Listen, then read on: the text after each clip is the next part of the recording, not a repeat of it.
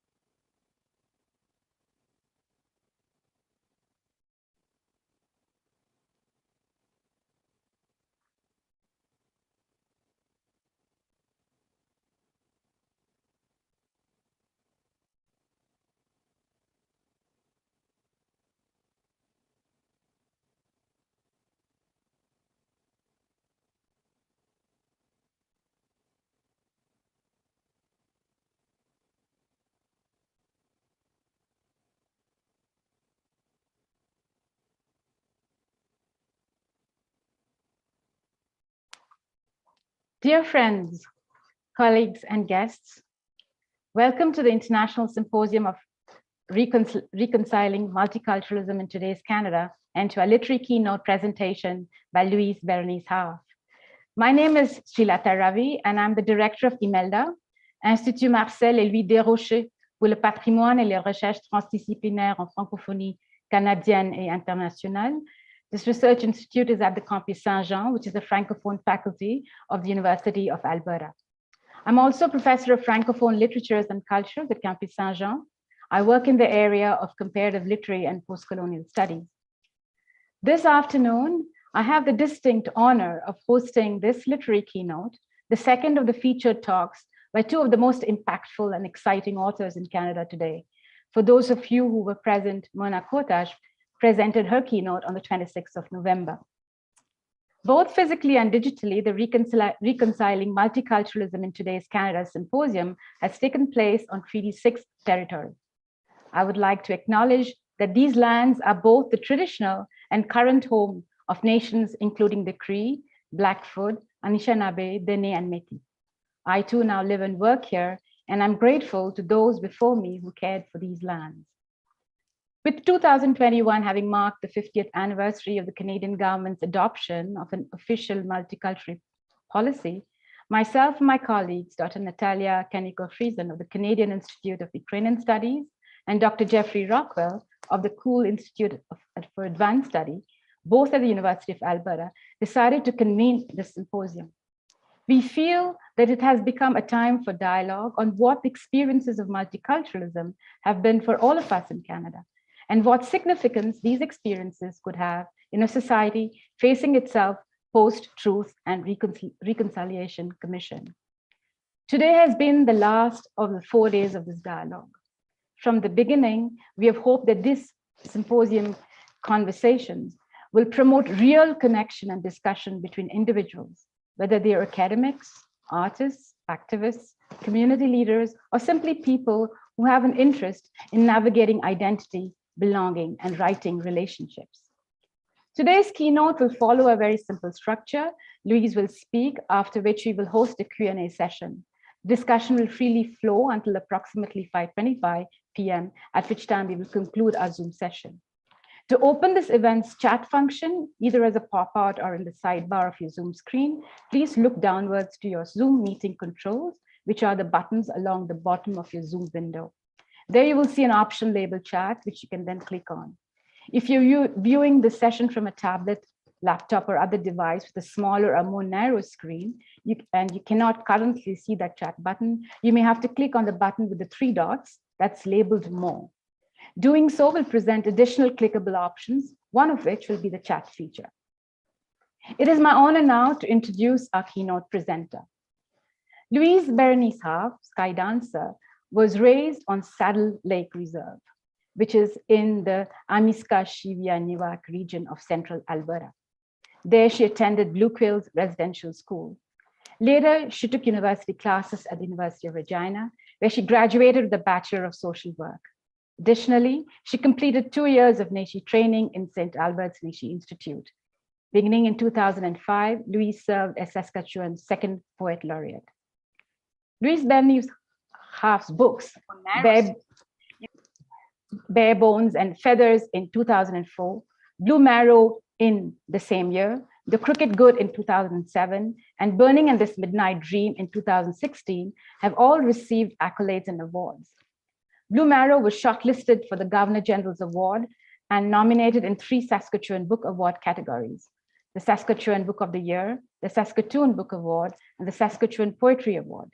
Louise herself was a recipient of the Latner's Writers Trust Poetry Prize in 2017, which is given to a mid-career poet with a remarkable body of work.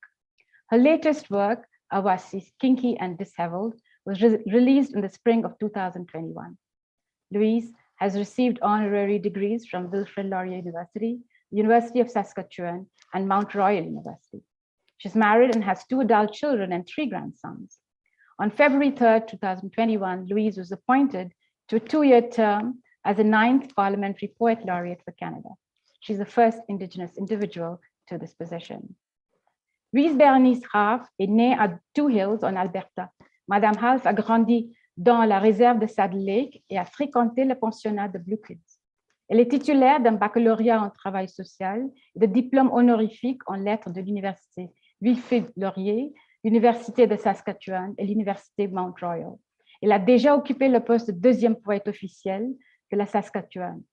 Louise Berenice Haaf, Skydancer, est devenue la poète officielle du Parlement du Canada le 1er janvier 2021.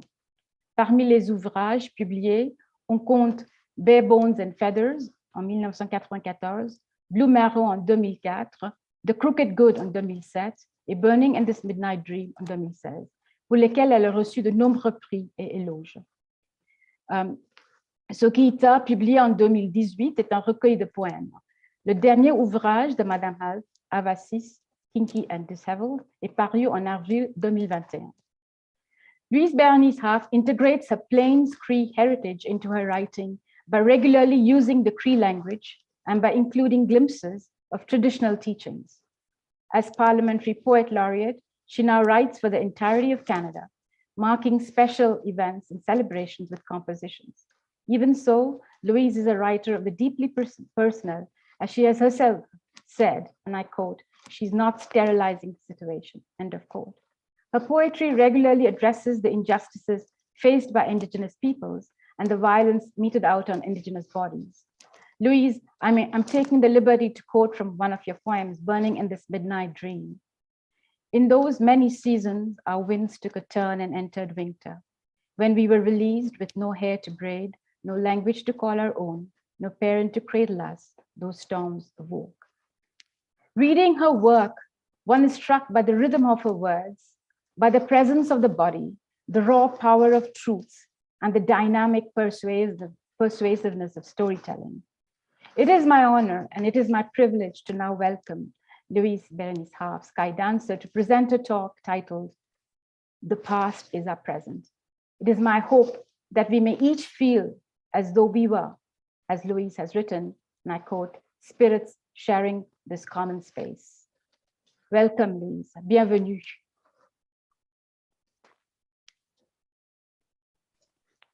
Ginanaskuntin Surlata. Did I say your name? Yes, thank you. Sorry if I'd mispronounced yours. I was just nervous.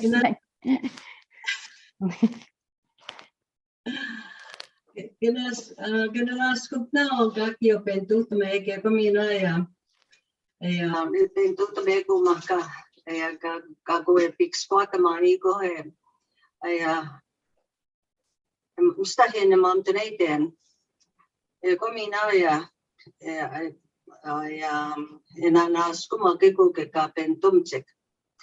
give you thanks, all of you, for your attending this session today. I'm really grateful for the invitation. Such great efforts were made for this huge topic and discussion, and it had me thinking for a long time. So I also want to thank my brother and my first cousin, Francis Whiskey Jack, who provided the title, The Past is Our Present. And I stole it from him. Writers do that.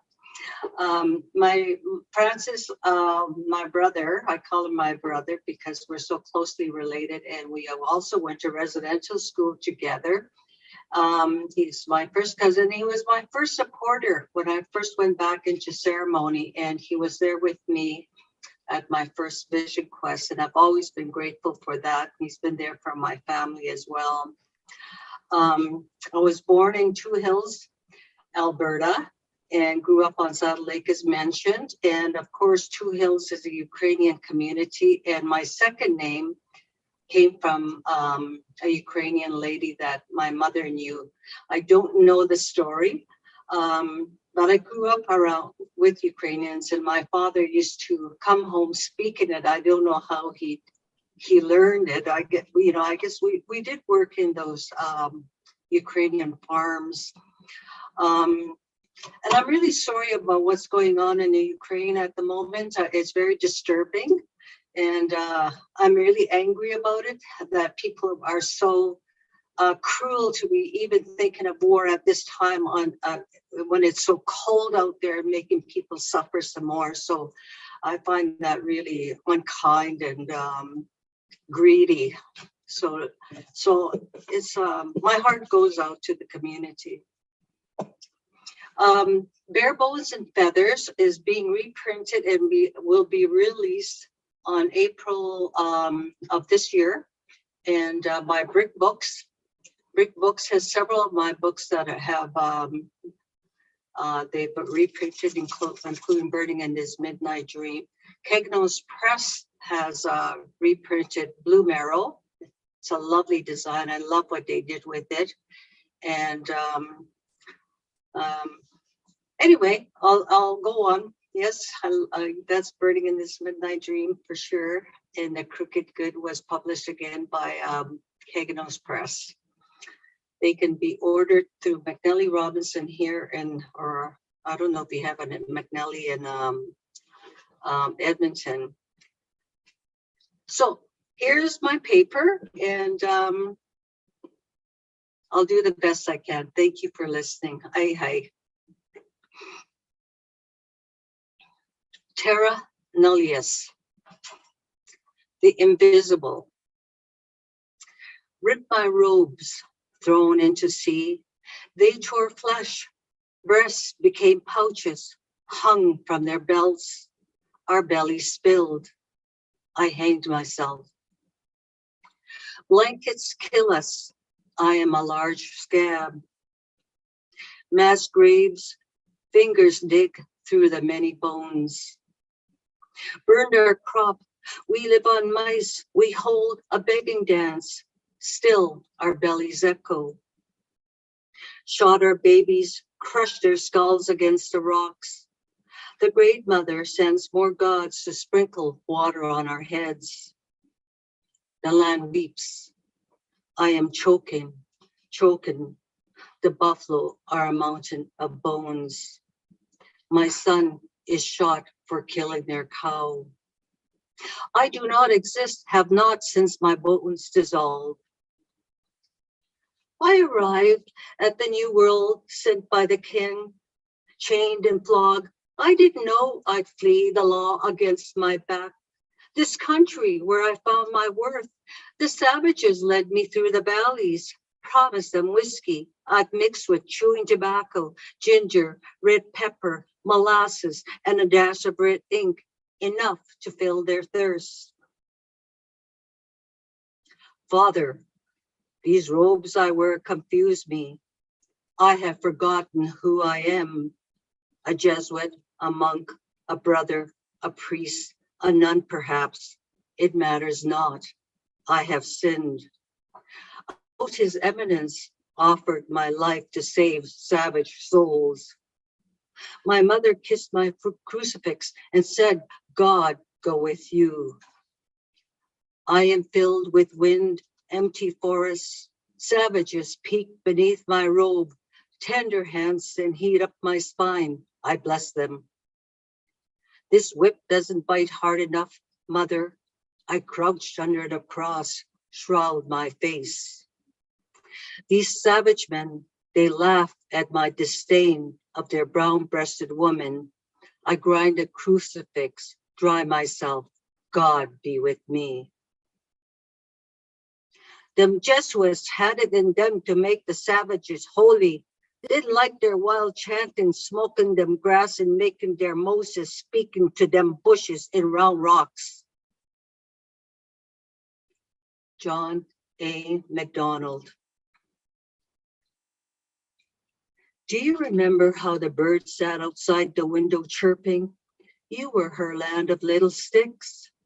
She flew into your mouth before she died.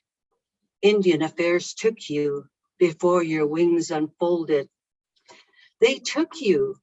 I met them at the door. When I crouched against your mother, cradled her, her eyes stung. We never spoke of that rake and storm.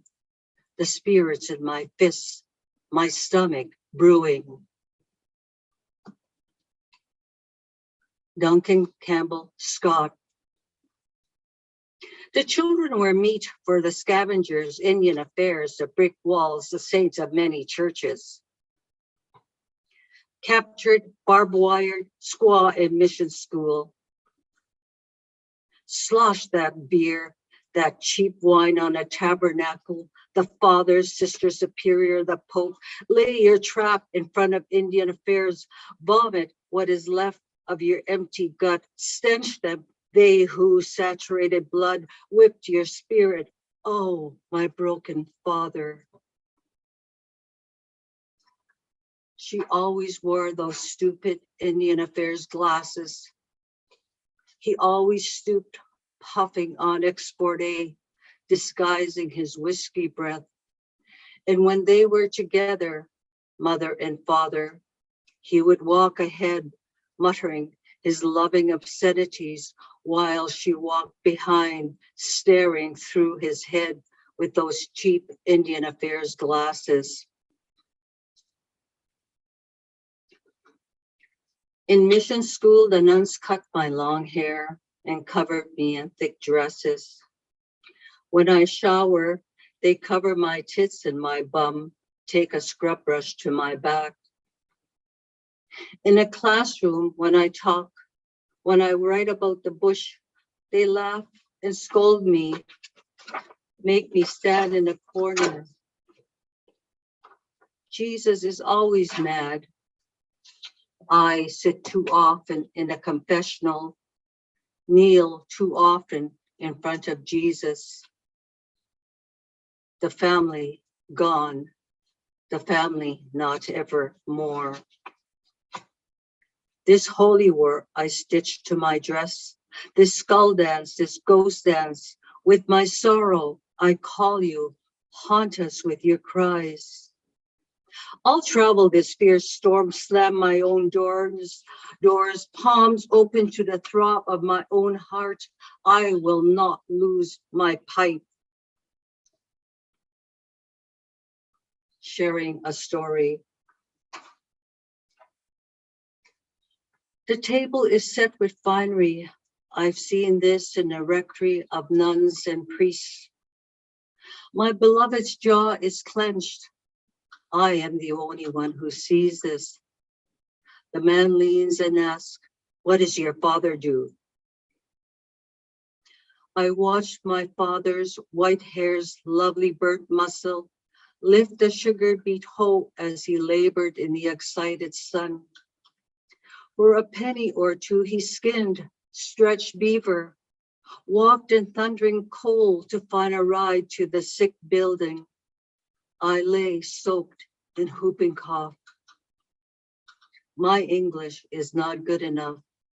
I answer, my father is a common laborer and lives on Skid Row. Newcomb's voices keep interrupting, eager to have their say. Indian girls, oh how I love those Indian girls. Newcomb wore beads, gems, silk, was an Englishman's bride. Poured tea from pewter, served the governor duck she caught while bathing. In Indian summer, she donned her bustles, stripped off her gloves, conjured the nightly spirit, fed the dead, called all her relatives to feet. Trembling, she whispers, I give my spirit to be back among my people. I hear her say, oh, my daughter, I see you go.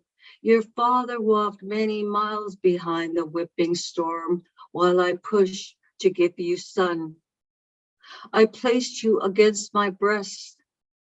No, my child, the mountains make your dreams. Keep decent and proper.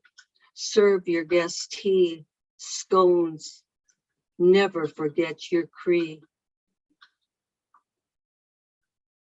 Resistance. My bones grate in Sunchild's mouth. He sucks, spits my seed, and blows me to the Rocky Mountain.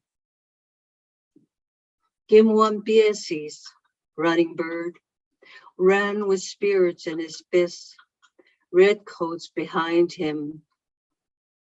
He swam the Sugetsuwansipi, the fast-flowing river, heart stronger than the cold swell of water. I hold his eyes in my fists, and when Newton Napesis, windy boy, sweeps the earth, my fist uncurls. Sunchild, raining bird, windy boy, a finger cut off, the knuckle grows in weeds across the Stoneberry Plains. In a Misquaskegon, Edmonton, Papa's just searches his scattered blood. My relatives wake, fingers and toes winged, cords strung in our infant moccasins. We've gathered splintered bones, we've men the blue marrow. From Kanestakaki, Manitoulin, Wanaskewin, Musquetees, Niska, redcoats die beside us.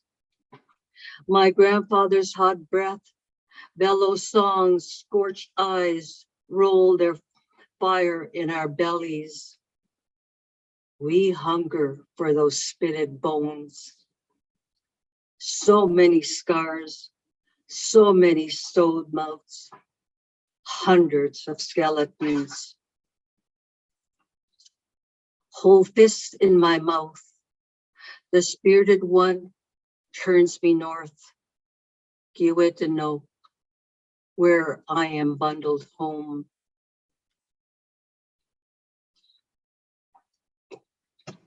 I watch them, hundreds of my husband's family.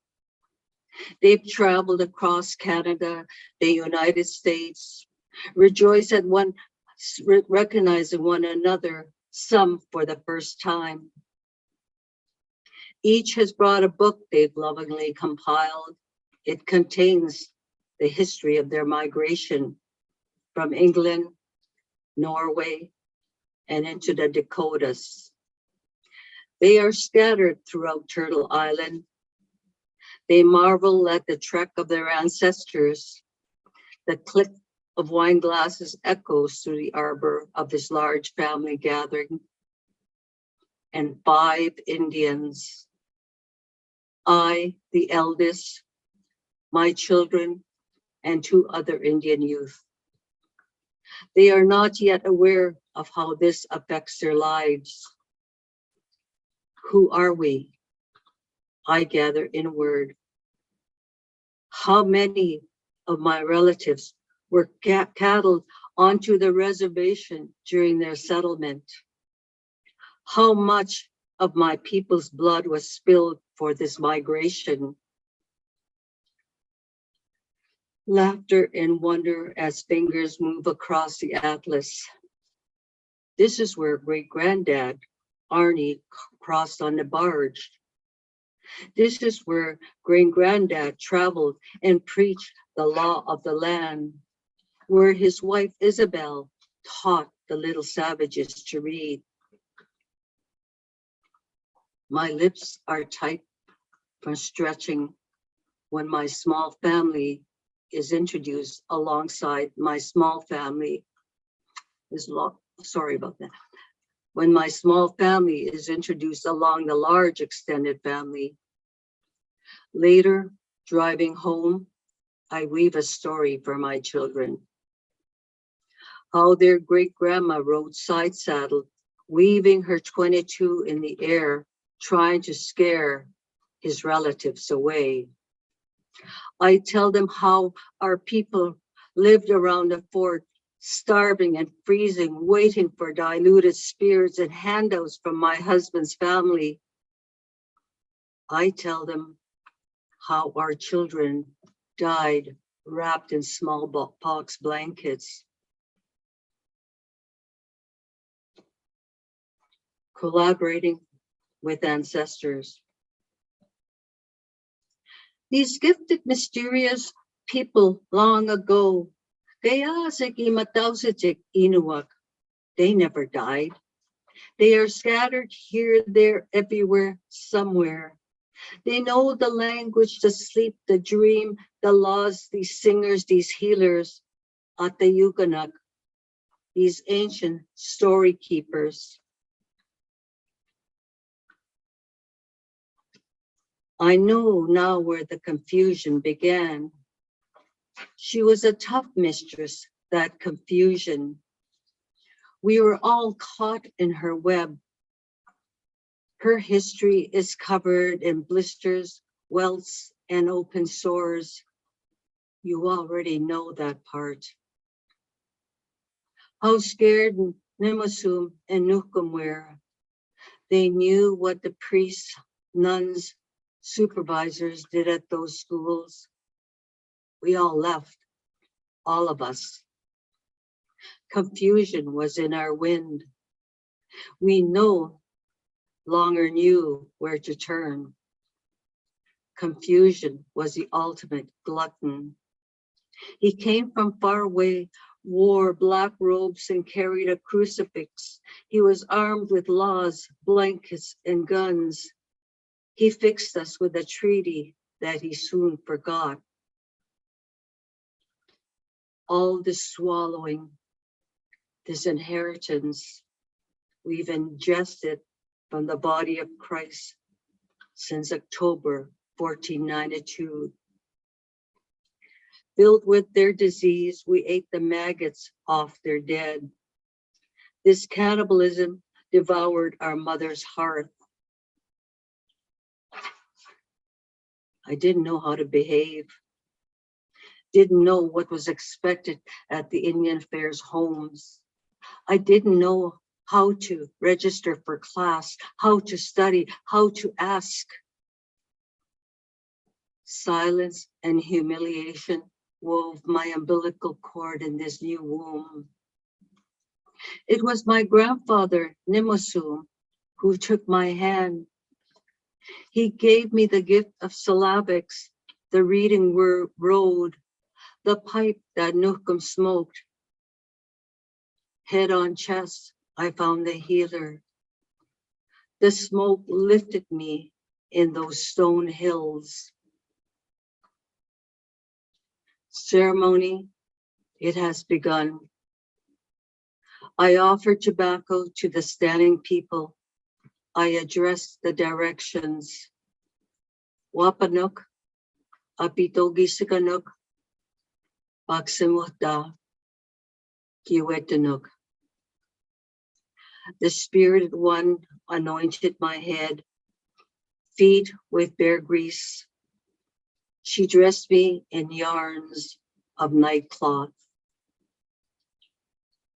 That last spring when I stripped the sweat lodge, left it naked for the night with fresh willow piled, the old lodge wolfed me. The ribs of men, women struggled to lift the ribbons, cloth, blankets they had worn. They sobbed as they worked. Recovery. Our family is the title.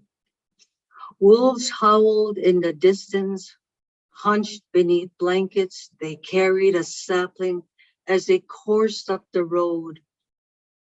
Howling again, they assembled, knelt in a line, shaking their trees.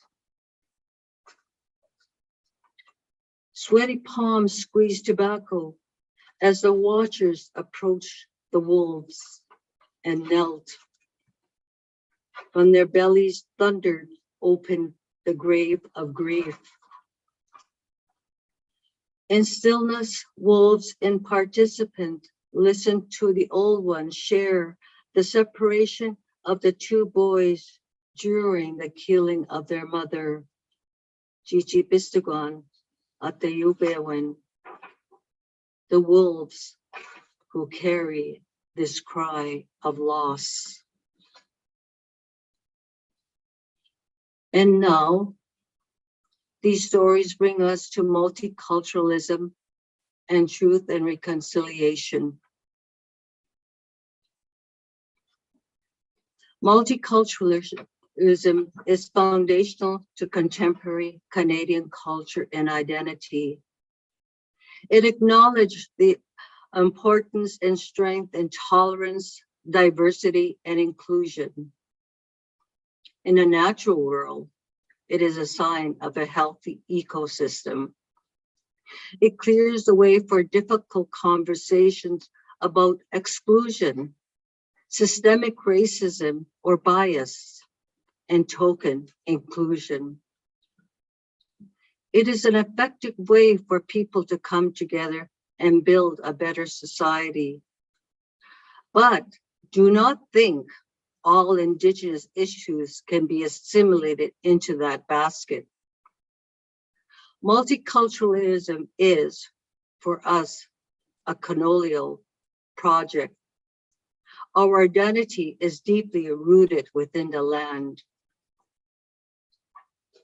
Canadians choose to ignore that original tribes from coast to coast to coast were the first governing inhabitants of Turtle Island.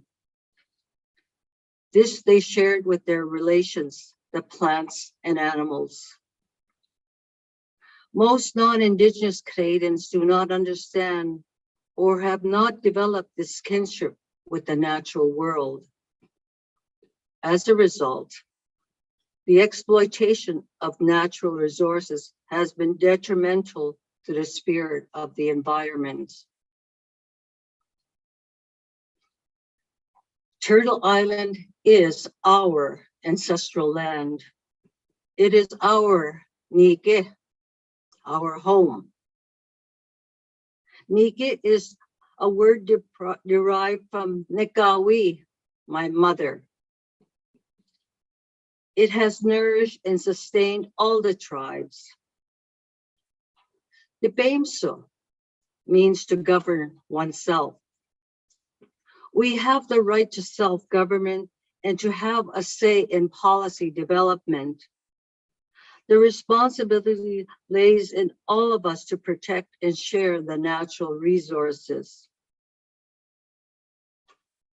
The term Ukimawawin, Ukimau, encompasses all people within the tribe whose energy is to gather the leading consensus and the direction the tribe will take. The word chief, Ukimau, does not imply head of state, as interpreted by both mainstream and Indigenous thinkers. They are consensus builders. In our unique way, Indigenous people are the original expression of multiculturalism on this land. We are not homogeneous. Our distinct place is enshrined in ancient history, the treaties, and the Canadian Constitution. It cannot be absorbed and erased in a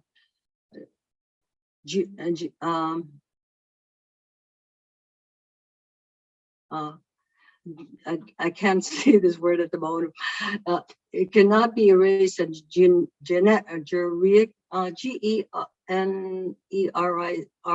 How do you say that?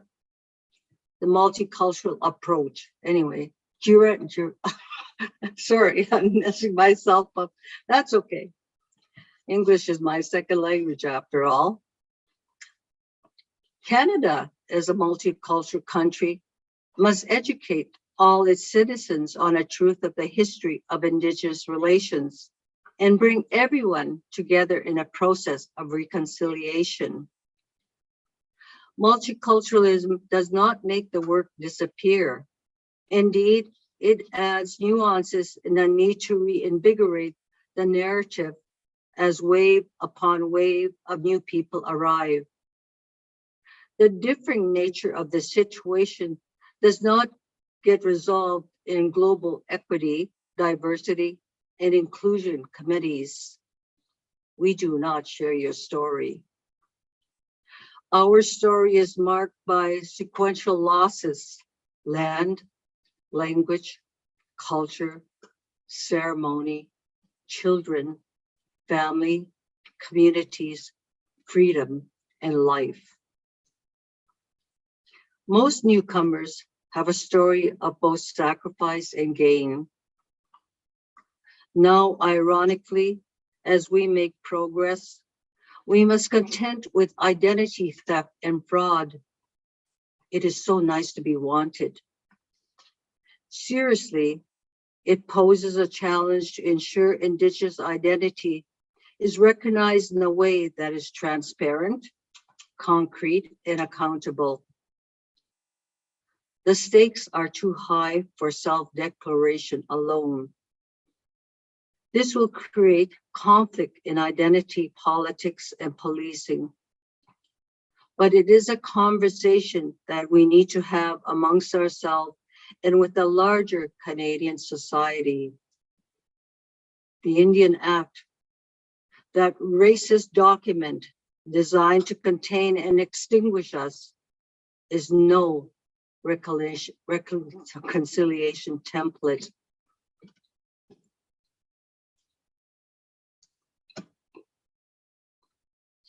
The Truth and Reconciliation Commission calls to action a path for Canadians to approach reconciliation. You who are not Indigenous have a journey to take and work to do. People can choose one or more calls and begin the process. Establishing respectful relationships with the local Indigenous people is essential, but they cannot do the work for you. There are also bigger issues to address. The landmark settlement on compensation and system reform in Indigenous Child and Family Services is an example of how we have had to go to the courts repeatedly to address deeply entrenched systemic racism. The system has only just begun to respond and evolve but hopefully in time, we can address these historical injustices in a more efficient, transparent, and practical manner. It appears Canadian governments feel they need to fight us until their elected leaders are left bloodied and bruised in order to prove to you that they have fought the good fight on your behalf. And now everyone must live with that settlement. If so, it is a sad, wasteful, hypocritical process that continues to dishonor Canada and Canadians. The Catholic Church continues to evade acknowledging their role and responsibility in the genocidal project of the Indian residential schools. Many individual Catholics are frustrated and ashamed with the Vatican's legal maneuvers and entrenched protection of the cult of pedophilia. Addressing these systemic issues lies with good Catholics everywhere. Theirs will be a difficult road, but prevention of ongoing harms and crimes against humanity is a part of their reconciliation work. We have not completed the treaty process in many other ways. Most of British Columbia is not covered by treaty, while Eastern Canada has little concept of the duty to consult and share resources on unceded territory. Edmonton is referred to Amiskwati Waskahigan, Beaver River House. The city sits on the ancestral place of my great-grandfather, Papastes. For years, Papastes, his great-grandchildren have been working to gain recognition not only as a tribe, but also to reclaim their original land base. So far, these efforts have been unsuccessful, but we persevere and still hope to prevail. The resolution of outstanding land claims and resources sharing agreements require focus, concerted negotiation, and action. Indigenous people should not be beggars in our own land. We want and need to participate fully in an ecologically sustainable economy. Protests and blockades and unproductive conflicts are only necessary if there is no will to address the underlying issues. A better way forward is within our grasp if we are willing to reach for it. This multicultural society can negotiate the space and will have to if our children, all our children, are to have peace and prosperity. A large part of the work in reconciliation will be decolonizing all Canadians. In Indigenous country, we must wean ourselves off the beggarly benefits that the government policies use to control us by keeping us dependent. We need to be actively working at change, addressing our issues, negotiating and participating in the economy, learning and growing as individuals, families, and communities. For those who have learned the historical truth, you know we have had to fight for our rights, our land, and our place. If anything, that fight will escalate as those who did not suffer the atrocities of the Indian residential schools or the tyranny of Indian agent and sexual violence become better educated and push back on the systemic racism. Indigenous people want their place in society in a relationship with Canada that needs to evolve. This is the story of a long-term relationship, communication, respect, negotiation of space and resources. How about joining us for tea? How about exploring the Cree concepts and words for relationship? Waguftuin is more than a token acknowledgement. It is a spiritual act filled with energy. It takes work, attention, respect, and goodwill. Love. The word is tossed around as if it's in a popcorn maker. Sagituin, another word that encompasses energy, that holds together kindness, compassion, mutual respect, listening, trust, and honesty. Apologies are not good enough. A woman beater will apologize only to repeat the violence again. We need action, meaningful and purposeful action. Changed behavior, changed policies, making room for Indigenous people in a multicultural society. We want our land, our economy, and our rights. Then we can truly begin to reconcile. In conclusion, this poem, Dancing with Creation.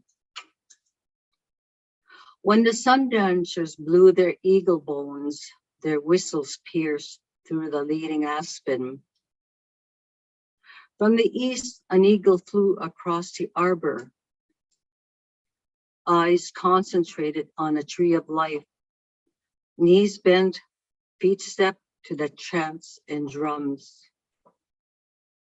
When the men dragged the buffalo skulls 4 times around the arbor, released themselves, murmurs rose. Sunbeams shone from the crowd. Others tied to the tree, their chests pierced, pranced backwards and pulled on until skin broke. With skewered arms, women wove their sweetgrass. Angels dancing as the eagle whistles shrilled the welcome release. At the end, without food, without water, the Sundancer swayed beneath the parched sun. An eagle flew in from the south. The dancers pushed the aspen enclosure open, walked through the doorway to life.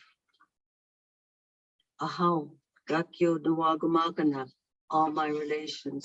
I thank you for listening.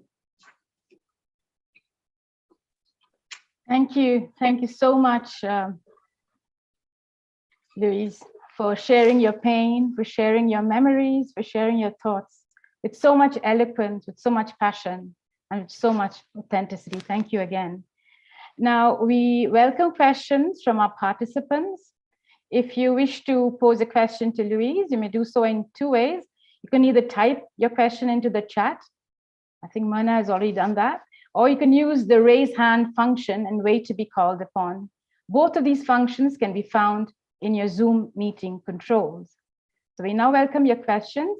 I'll read out Myrna's question, which is in the chat, to Louise. She asks, Louise, please tell us about being the Parliamentary Laureate in a time of COVID, about how you found a community of readers and listeners nevertheless. And also, I think there's another question. Do I hear in your words that conciliation must come before reconciliation? So no, I think I said reconciliation, yeah. In terms of parliamentary poet, I've done a lot of work for the senators. I get a lot of calls from different people across the country, and I'm producing poetry I would not otherwise think of the subject area, so it's been a real challenge. I've been called to address and open different functions and to be a keynote in various situations. So it's been very, very busy, and predominantly it's been on Zoom. So It's very rewarding. It's been a lot of fun. I haven't actually had a formal installation in Parliament just because of COVID. It's not made it possible, although I have met my employers, and yeah, it's been fun.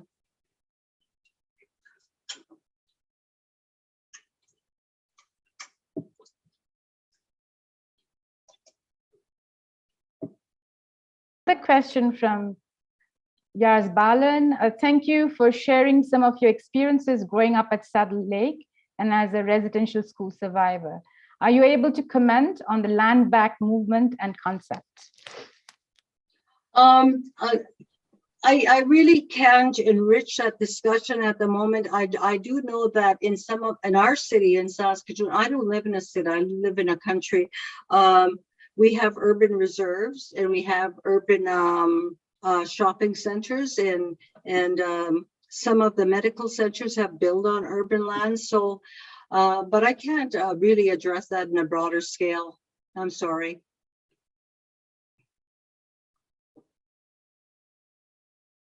Any other questions? Mine is not. Yes, Natalia? Thank you, Lois, again, for an opportunity for us to engage with poetry when addressing the question of reconciliation and a potential possibility of reconciliation of multiculturalism. We have been working on this path towards that goal for a very short period of time over the course of 4 meetings. And we were very privileged to host some Indigenous participants who in some ways resonated or whose messages resonated very strongly with yours. What particularly struck me as a cultural anthropologist, if I can bring in my background, is your reference to the framework and concepts which most of non-Indigenous folks are not familiar with when it comes down to framing and understanding what it means to live in good relations. How do you think we can move forward and learn more, not just learn about, but embrace those notions of Nike and others which you were bringing up in meaningful way that we can share them in true meaningful way? What are the ways for that to happen? In this essay, I've listed several books. My favorite so far is one called Indigenous Relations, Insights, Tips and Suggestions to Make Reconciliation a Reality by Bob Joseph with Cynthia F. Joseph. And the other is The Inconvenient Indian by Thomas King. And talking back to the Indian Act, Critical Readings in Settler Colonial Histories by Mary Ellen and Keith D. Smith. Those were the 3 that, and of course, The Indian in a Cabinet by Jody Wilson Rayburn. Those were the ones that I would recommend. But like, I've been married to my husband 48 years this spring. He's a white settler, and we've raised mixed race children and 2 adult children. And but when I think back on my relationship with him, it is so rich because we're able to dialogue, we're able to exchange really hard and tough conversations without deeply hurting each other. We have a very loving relationship, and he's been very involved in my community, and has been very, very well accepted because he's a human being. Okay, and when you first meet somebody, I'll use the opposite sex, you want to ask them questions, and you tread lightly at first because there's this attraction, there's this curiosity. It's really basic human conversations. And we'll get to the tough part when we have relationship, because that's what relationship does. We have this first romantic notion of each other, and we fly with that for a year or two, and then we get into the meat of that particular story. And so relationship for me is really, really important. If I want something from an elder, I need to get to know them first a little bit, and I need to follow proper protocol. I haven't been to my home reserve because of COVID for a bit, but last time I was there at a powwow, we had white folks come to the powwow, and they just mingle around. I mean, they're uncomfortable, but hell, you know what? Nobody was holding our hand when we came into the uncomfortable world of the whites. That's all there is to it. And so you got to go into places that are uncomfortable. They enrich your life if you can surpass that and figure it out. But no, in Myrna's question, have I been back to Blue Coals? Yes, I've been back there several times. I walked it.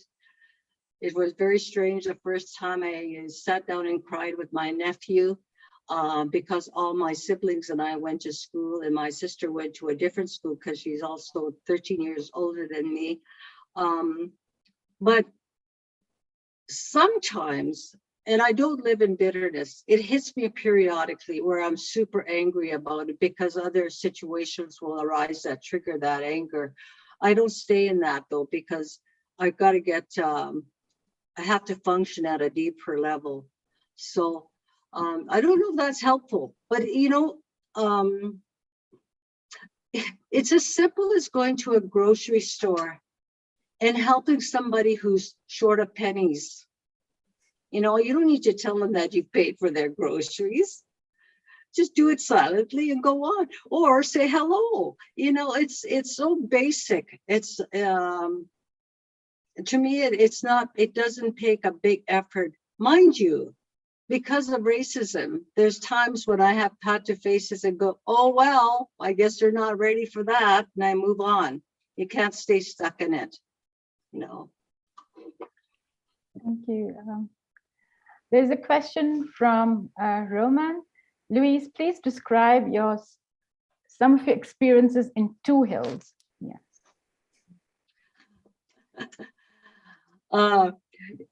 Well, I was born there. And my mother told me she bumped along on a tractor from the res, and they took her to the hospital. I have not many recollections of spending a lot of time there. Mostly, do you know where Brasso is, Myrna? Brasso? It's, yes, Duvernay and Brasso, right across from each other. Saint Paul de Métis or something was up there for a while. Is that what you mean? Yeah. Like we had I gather stories from my family that a lot of people from Brasso who are Ukrainian were intermarried and or had relationships in my community, and there was a lot of bootleggers from that particular area, and there was all this exchange when I was growing up. But I have aunts from Brasso, so it's and I also went to some of the Ukrainians from that particular place in St. Paul. But at the time, I didn't know the history, and also, because the Ukrainians are white, they got slaughtered as white people as well. With it, and you mentioned that in your talk, I think, Myrna, and because white to us was the authority, white is right, and so it was we like as children we treaded carefully because of it was so foreign to us and whatnot. But I gather though some of those experiences were good for my parents because we did work for the Ukrainians around them. We worked in their fields, we worked on their farms, and they were good to us essentially. Yeah. Thank you, Myrna. Thank you. Sarah, there's a question from Sarah. who says, thank you, Louise, and glad you're having fun being the poet laureate. I wonder if you could speak a bit more about Wahpeton and its role and how all of us might think about conciliation and reconciliation. Okay, I'm going to have to look at that question. Is it on the chat? It's on the chat, yeah. Okay, let me just look at.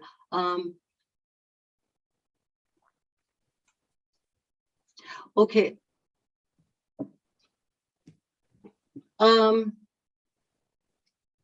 Yeah, when I was Poet Laureate of Saskatchewan, I covered a lot of territory from north to south, and from church groups to high schools to universities to legislative in Regina, and it really is no different with the parliamentary position that I'm in. I'm covering church groups. People, the churches have bought dozens of my books so they can have book club discussions on the situations. But I've done, some of the people that I've worked with have been musical in putting my work on with their song and their symphonies. So that it's been very versatile and yeah, challenging. There's a question from Jen, Louise. I could read that out to you. Says, have you noticed any difference in your experiences as a poet laureate and Indigenous public figure during your time as Saskatchewan's poet laureate a decade and a half ago and your current role as parliamentary poet laureate? As I mentioned a little bit a minute ago, there's no difference.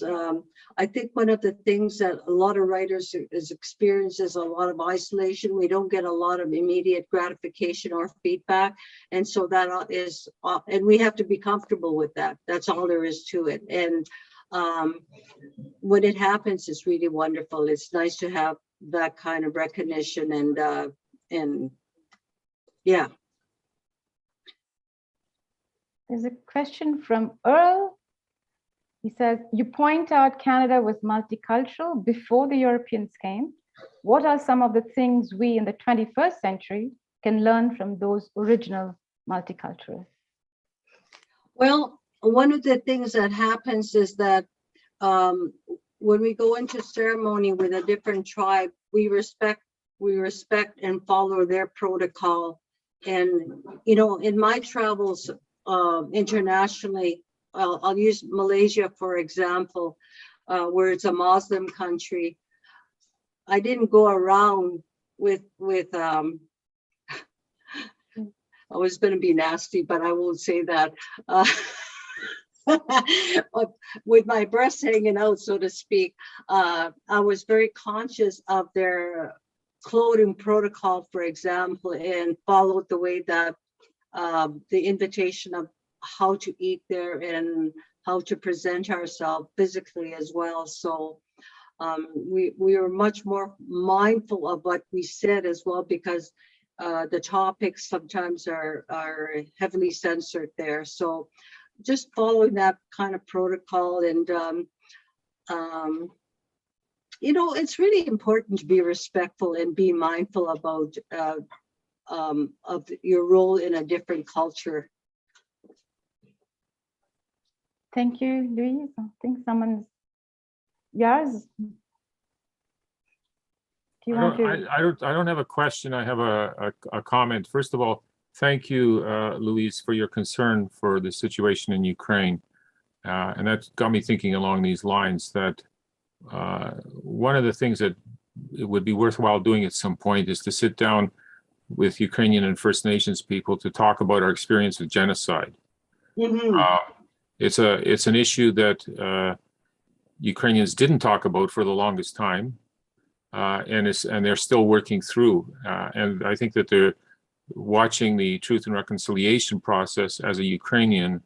I can identify with a lot of things. I mean, Ukrainians came to Canada and they became part of the white privileged class, but they came as victims of colonization and exploitation, oppression, and genocide. And so that there are certain common features that watching Native people trying to reclaim the heritage that they lost, the language, their culture, their ways of knowing, there are many similarities, and I think it'd be worthwhile at some point to have an event that brings the two communities together to discuss precisely that. That's a really rich idea. It's so necessary. When I went to Germany with the Governor General, I went as Poet Laureate, though I didn't play that role. I did a lot of networking. I didn't have a specific agenda laid out for us. But we were taken to a museum, and two things struck me about that museum. And one of them was an installation of steel sculptures of faces from infants to the elderly of all the tortured Jews and murdered Jews. And it was really a long hallway of this installation, and very, very thick. And at the end of the hallway was this the crematorium, or what was to be the crematorium. And we were told and invited to pick up those faces and to walk to that crematorium. I couldn't. I picked up one face and I wept and wept and wept. I was deeply moved by that because of our own situation here in Canada as well, with our missing and murdered Aboriginal women, the children's graves that my people have always known about. And the other one that really struck me was there's these banners that had been, that were hanging from ceiling to the floor of all the policies that were implemented for the destruction of that culture and of all the Jews. And I was able to take a few photographs, and I looked at those policies, and they had been, for me anyway, I don't know if this actually occurred, they had been used here in Canada. And so I asked a curator, would you please send me a copy? And was from 1935 to 1945, something like that. So about like 300 pages of policies that they mailed to me. I haven't had a chance to take a deep look at it. I really believe that we have to start listening and sharing each other's stories. We have to find a common foot on relationship and still respect our differences. And it's so important. Thank you for that thought. Thank you. Louise, I have a question regarding your latest collection, Oasis, Kinky and Disheveled. I'm very intrigued by the topic, and also intrigued by, it's a literary question. I'm from literary studies. So about the trickster figure, because in post-colonial studies, the trickster figure in African and Creole literature is a figure that transgresses, that figure that innovates and transforms. So could you tell us a little more about the central trickster figure in your latest collection? Well, that term Oasis has two connotations. There's two meanings. First, it's one of them is more commonly known is the child. The other one that is less known is Oasis is the spirit that we've been loaned to. We're all born with that spirit, and there's a whole spiritual teaching of that word. And when I wrote that book, I was looking for the child within in an adult body. So our adult selves with the, and our folies, so to speak, the things that we wouldn't normally share with others because we're too embarrassed. And it was just so much fun collecting them from different people from different professions and skin color or race, whatever. And what I found, of course, was that most of the white folks had to really dig deep for those funny stories. I thought that must be the stiff upper lip, So it was fun writing it. And the other part that that's connected to Oasis is the kinky and disheveled comes from my hair. I have no control over my hair. I just, shampoo it and it does whatever it wants. But so if the trickster figure in that particular tale in Oasis is indeed a trickster, I don't know if she's an actual relationship to Wisaketsa, I pretend that they are related. So I expect they probably are, because Wisagitsa is also a spiritual entity. Thank you.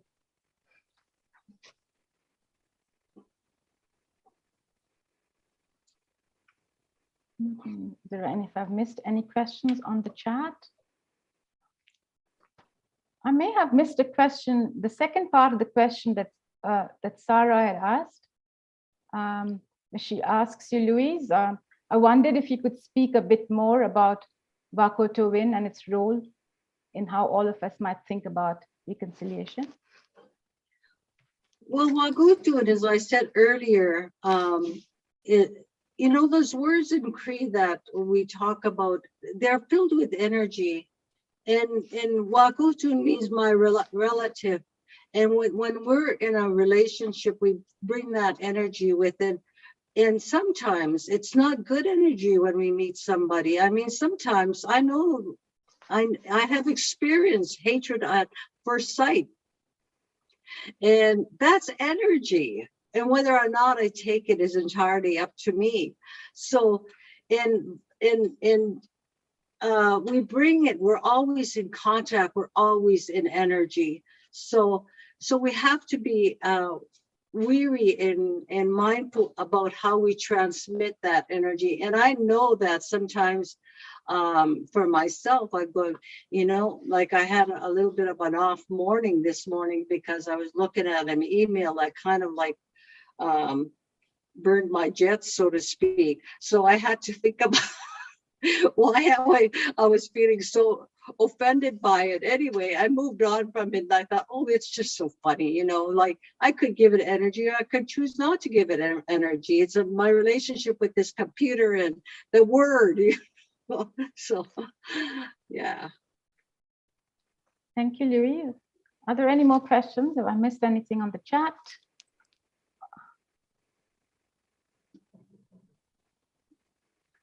Natalia?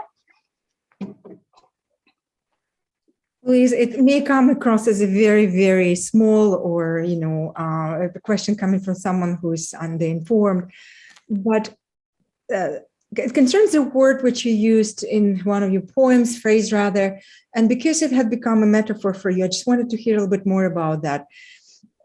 I understand probably the original meaning of Indian affairs glasses. Why did you choose, why did it stay with you as a metaphor, as a you know, they gave us the cheapest, ugliest glasses forever, you know, and I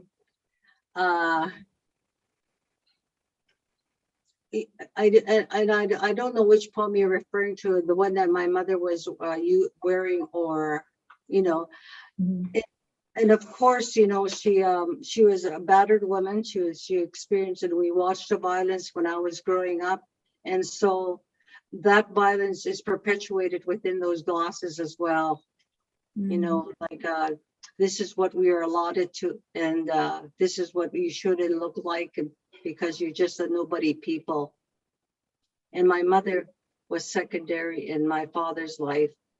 We, you know, it's interesting because it became patriarchal in my family, whereas he grew up in a matriarchal society. Thank you. As I said, it comes from the place of ignorance. I have been raised outside of Canada, and I'm going for the first source, you to put it in proper way. Thank you. Oh, you know what? That's okay. I mean, it's and I'm happy that you said you come from a place of ignorance, because that's very, very humble. That's very humble, and we do need to say things like that. You know, pardon me, but I don't know. You know, and admit that, and be humble about it, and say, you know, I'm sorry, I don't know, I wasn't aware. And many people weren't aware of residential schools. I mean, the residential school I went to is only 3 miles out of St. Paul. And St. Paul was a Métis community, but it was really racist because it was French Métis, and they didn't know. I remember going back home after many years, and one of my classmates said to me, you guys have nothing to complain about. I thought, pardon me, you didn't even know we were just down the road being abused or whatever was happening in residential school. You don't even know what it's like for us to come to town with a few pennies in our pocket to try to get some French fries at the Chinese restaurant. You've no idea, you know, how our people, my father had to get a pass to get off the reserve, you know, so there was a pass system there. I remember the doors of some of those places saying no Indians allowed. And that's in my generation, you know, so yeah. Thank you. Thank you, Louise. I think Myrna has a question. Yeah, so I'm going to tell you right now, I hardly know anything about the Cree language, but are you familiar with the poet Naomi McElrath? Yeah. Yeah, so she uses a lot of Cree words, and I've had reason to sit down with her recently and ask her actually a basic question. I wonder whether you can answer it, and that is, what difference might it make in this process of hearing each other and understanding each other if we had Treaty 6 in the Cree language? What did the Cree signatories to it think? What does the word in their head for treaty, for friendship, for gift, for land, all of these things? We have our, as you said, we have our own syllabus for those words, but what would they signal in Cree? It's such a different language. That's such a super interesting question, and I don't know how to answer it because I believe there is a word for treaty in Cree, because we had to make we had to have relationships, like say for the Blackfoot or the Dene, so there had to be some sort of an agreement amongst ourselves, right? I will ask my elders on that, because they're much more fluent in the language and they're always teaching me. And but the other thing with the language is that one word can mean many things, like that. Even the term wakuhtu, and if we take that word about waku, ewaga is either is circular, but it's bending. It can go many directions. Waguhtu, I walk with you in my bent over, in my crippled way. You know, I'm going to come with you and I'm going to have a relationship. Waguhtu win. To win is again, there's an implication of something else in that word. So if they were going to do the treaties in Cree, it would be a long PhD thesis. Thank you for that question, Myrna. I'll ask about it. Thank you. Thank you, Louise. There may be one more question in the chat from Earl. He says, multiculturalism is a colonial project. That is a powerful statement. How would you like to see Canada pursue multiculturalism? How would I like to see Canada pursue multiculturalism? Oh, that's another topic. Oh my goodness. I would have to think about that, because sometimes when I go to Folk Fest, for example, they have stages of different cultures performing and serving food, and in an aspect, it's kind of multiculturalism, right? But we've got a long way to go. I mean, look at all of I hear about some of the sites, and the racism in this country is so heavy still. And it's not only toward our race, but many other races as well. And we have to address that.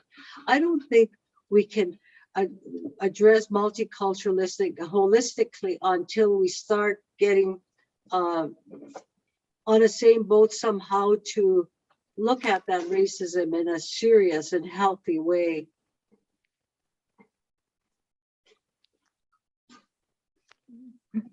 Yeah, Myrna has written something wonderful. She says, Treaty 6 in Cree would be mind-blowing, wind blown through our brains and hearts. Very nicely said, Myrna. I'm going to ask if anybody's embarked on that translation of the treaties. It'd be really rich discussion. I think I will ask. We do have time for a couple of questions. Did my cousin, my brother Francis, make it? I know he was going to go have some cataract surgery around this time. I'm not sure.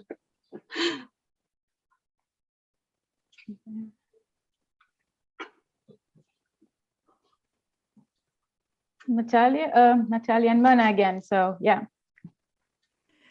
I just cannot tell you how much I'm enjoying this opportunity to be visiting with you, Lois. Thank you for being part of our symposium.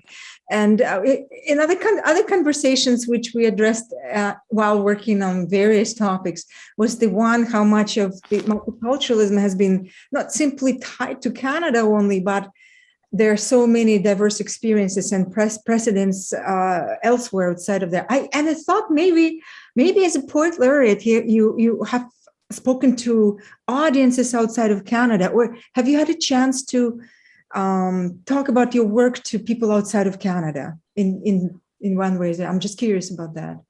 Mostly from Germany, and I will be on in Mexico. Germany, Mexico, and I believe it's Scotland that I'll be talking to in March as well, and also in Boston, the U.S. So we've talked as well.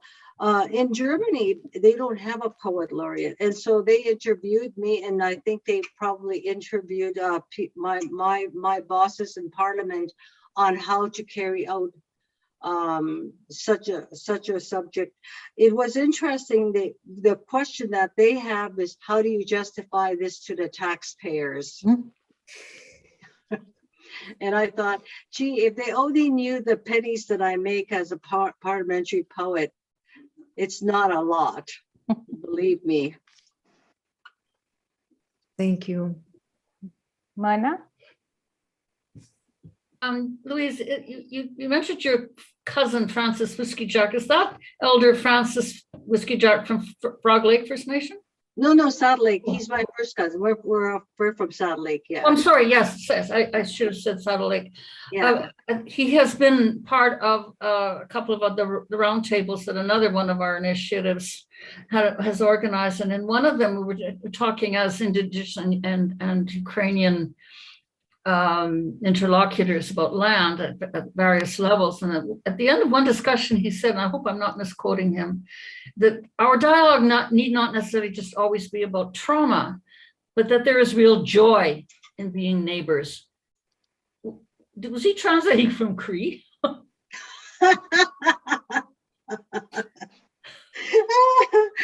I don't know.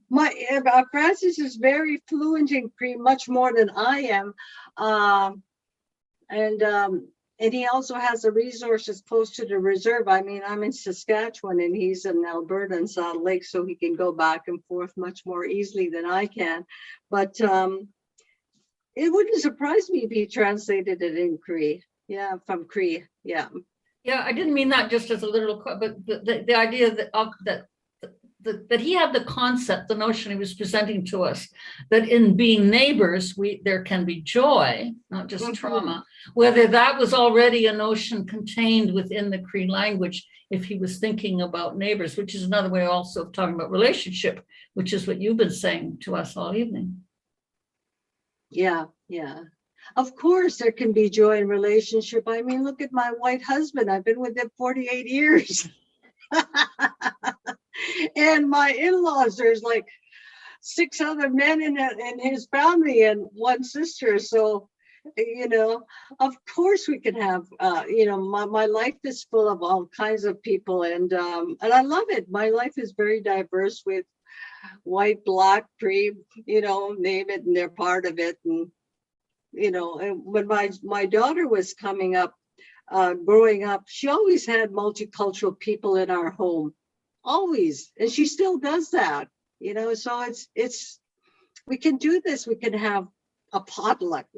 When I get to Edmonton, we're going to have a potluck.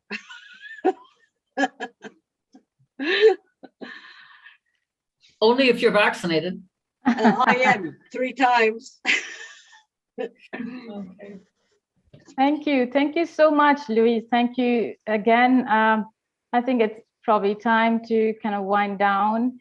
It concludes not only our discussion period, but also the symposium, sadly. It's been such a wonderful journey since November. And I would say it's not an end, but it's also the commencement of the continuation of dialogues across differences, dialogues for healing, dialogues for regeneration, dialogues for resurgence. So thank you, Louise. Thank you for sharing your history, your stories, your memories, your thoughts. And thanks to all our participants for being such committed participants in this dialogue. So I wonder whether Natalia would like to say something as co-organizer of the symposium before we disband. Oh, absolutely. It would be my privilege to join you, Shilata, and again, thanking our esteemed keynote speakers who are currently both are in the room.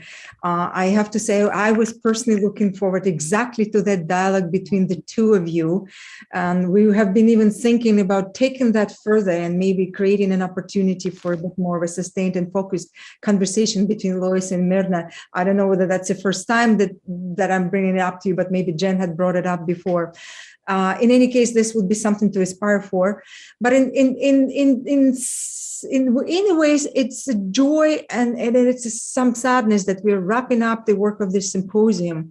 We've been working on this idea for more than a year when we convened, and we're in an attempt to address this big question of what to do with this legacy of multiculturalism, which has been battered and questioned over the course of years, especially recently with the Indigenous activism and movements increasing in their scope and reach.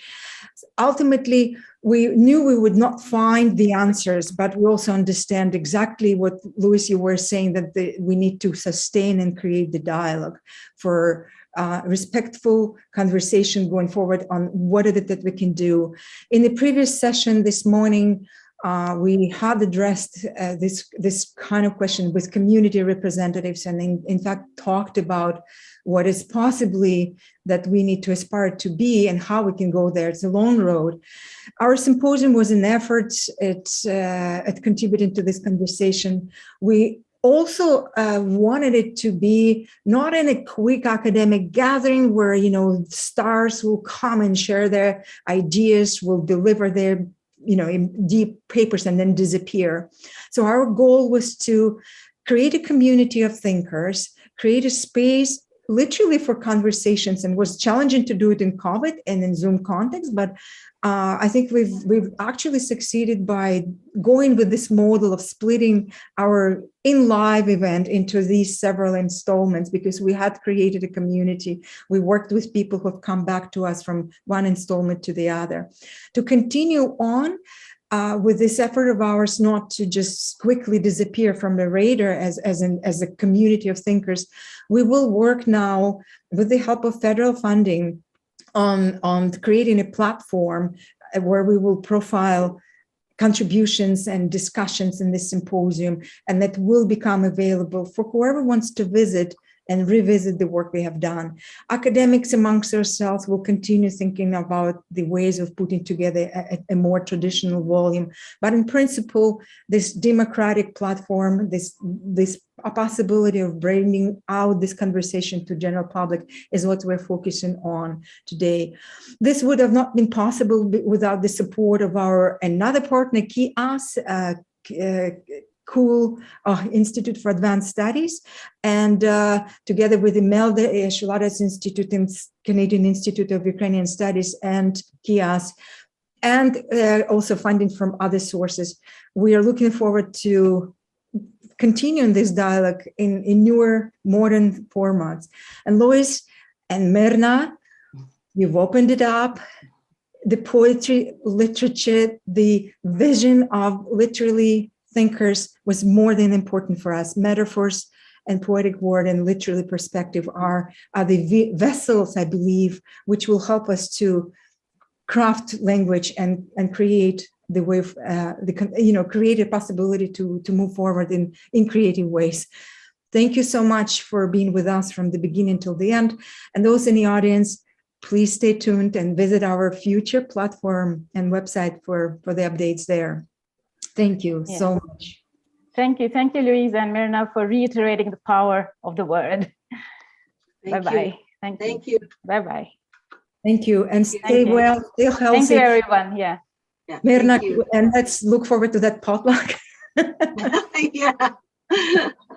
Thank you. Thank you all. Thank you for all the participation. Thank you.